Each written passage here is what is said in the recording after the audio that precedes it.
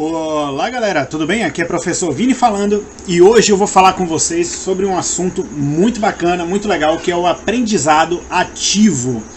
Porque se nós utilizamos metodologias ativas, é porque nós queremos que o nosso estudante ele tenha um aprendizado ativo também, ele consiga assimilar os conteúdos de maneira participativa. Existem algumas informações que a gente precisa atentar nesse momento para poder entender um pouco mais como é que funciona esse aprendizado ativo, tudo bem? Então me acompanha aí. A primeira pergunta que eu tenho que fazer para vocês é o seguinte: o professor ensina de fato? Pensem um pouquinho, o professor de fato ensina? É isso? O aprendizado é de quem? É seu ou é do seu estudante? Se o estudante aprende, ele aprende porque o aprendizado é dele. O seu aprendizado ele acontece também em outros sentidos, mas o professor de fato ele não tem a habilidade de ensinar. Claro que nós podemos utilizar a palavra ensinar, ensino e aprendizagem, não estou condenando o termo, mas o que eu quero dizer para você é que de fato o que acontece é uma mediação, beleza? O estudante ele vai ser, na verdade, induzido pelo professor a chegar a conclusões, ou melhor ainda, ele vai ser provocado pelo professor para que ele chegue a determinadas conclusões, tá ok? Vamos seguindo. Bom, eu trouxe aqui uma citação de Zancan de 2000, do ano de 2000, que diz o seguinte: a educação deve habilitar o jovem a trabalhar em equipe, a aprender por si mesmo, a ser capaz de resolver problemas, confiar em suas potencialidades, ter integridade pessoal, iniciativa e capacidade de inovar. Ela deve estimular a criatividade e dar a todos a perspectiva, porque veja, perspectiva não é certeza, mas uma possibilidade de sucesso. Então, meus amigos, o que ele quer dizer com essa frase é que a educação vai desvendar para o estudante o mundo e vai permitir com que ele entenda das suas potencialidades, do que ele é capaz, do que ele pode fazer. Ele vai melhorar a confiança que ele tem nele mesmo. E talvez você se pergunte: nossa, mas como eu, enquanto professor, vou conseguir fazer isso? Você não vai. O seu estudante vai atingir a meta com a sua ajuda, mas quem deve perseguir essa meta é ele. Aí é que está o grande ponto do aprendizado ativo. Vamos pensar sobre. No vídeo anterior falei para vocês sobre a taxonomia de Bloom. Vai aparecer um quadrozinho aqui, tá, no meio do vídeo. Você pode clicar e ir lá para o vídeo anterior para você poder assistir a taxonomia de Bloom e entender o que é que ela faz, tá certo? Assiste e depois volta para cá. Aí a gente conversa. Vamos continuar aqui, tá bom? Mas a taxonomia de Bloom, ela vai ser uma base para que a gente possa induzir o estudante a desenvolver essas capacidades dele, tá? Eu não vou explicar ela aqui em detalhes porque o vídeo vai ficar muito longo e eu quero, procurar ser mais objetivo.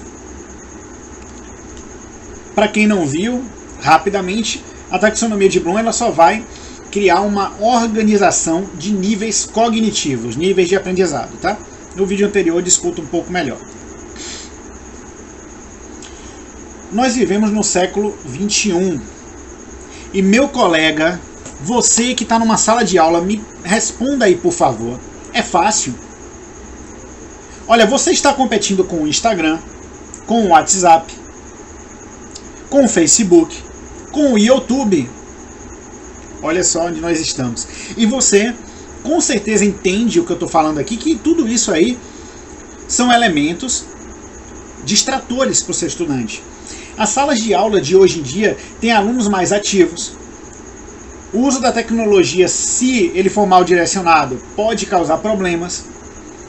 A motivação do seu estudante é diferente, você tem que aprender a motivar ele de alguma outra forma. Não é simplesmente como era antigamente, que o cara chegava com uma novidade e a gente já ficava feliz com aquilo. Vamos ser sinceros, o nosso estudante tem muito mais acesso a recursos do que nós tivemos durante as nossas formações. Então nós precisamos trabalhar no mundo dele e não no nosso. Exemplos familiares: as famílias estão desestruturadas. Há famílias estruturadas, mas muitas famílias são desestruturadas, onde o pai e a mãe não é presente na vida desse estudante. E quando é, muitas vezes essa presença implica em agressão, seja ela verbal ou física, em condições, né, humilhantes. E a gente sabe que isso é verdade, e a gente está lidando com isso. Conflitos familiares que a gente não tem controle sobre eles. E por último, é a dualidade que todo professor acaba passando, que é o seguinte: nós vamos prezar pelo conteúdo ou pela habilidade que esse estudante precisa desenvolver? Sobre esses problemas, existem raciocínios que a gente precisa pensar, tudo bem? E eu vou deixar claro para vocês já de aqui, de agora, que é o seguinte: os alunos mais ativos é bom, porque você consegue alcançar mais coisas com eles. A tecnologia é boa, não lute contra ela, você vai perder. Use a seu favor.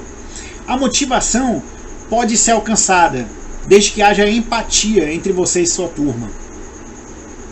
O professor precisa ser empático, né? Não me vem com essa de que o professor tem que estar distante do aluno, isso não existe. Ele tem que ser empático. Os exemplos familiares estão fora do seu controle, mas você pode muito bem dar um ambiente acolhedor e estável para o teu estudante. E conteúdo ou habilidade, eu opto pela habilidade, porque é muito melhor um estudante que ele tenha condição de buscar e de construir aquilo que ele precisa, do que alguém que simplesmente gravou um determinado conteúdo. É nesse contexto que eu estou passando para vocês aqui que entra, por exemplo, a teoria da escolha de William Glasser. William Glasser é também quem construiu a pirâmide de aprendizado, que eu vou mostrar para vocês há pouco, no instantinho. Segundo ele, nós podemos fazer escolhas satisfatórias mesmo em situações desconfortáveis. Então, quando nós não estamos confortáveis com determinada situação, também podemos fazer escolhas satisfatórias. E isso é muito bacana, porque ele traz para a gente a possibilidade de crescimento diante do desafio.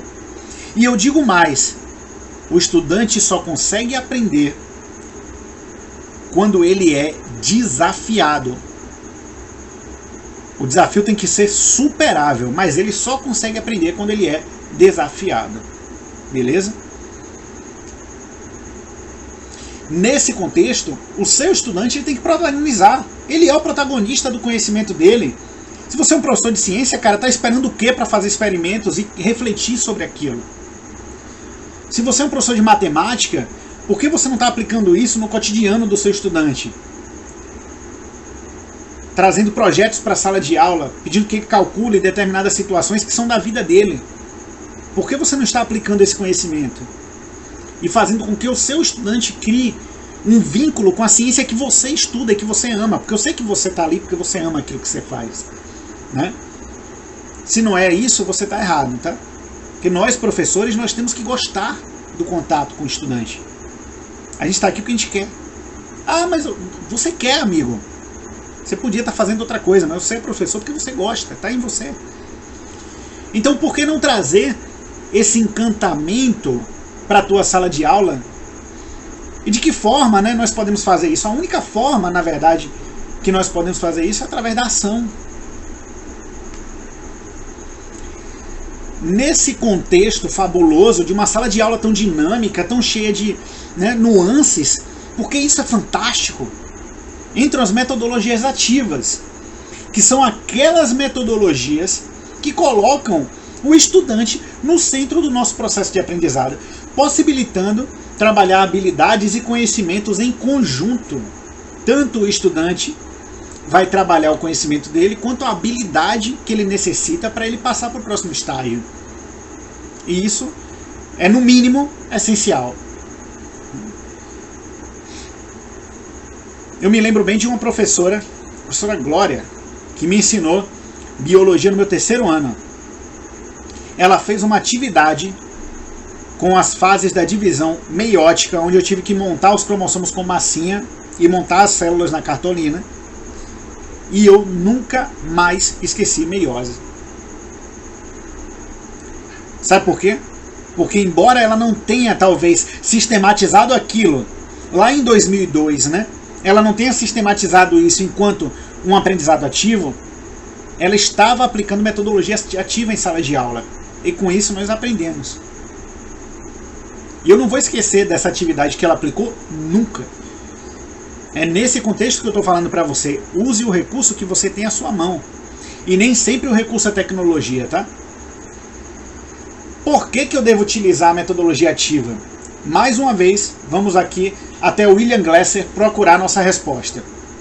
O William Glasser, ele era, ou é, um psiquiatra, né?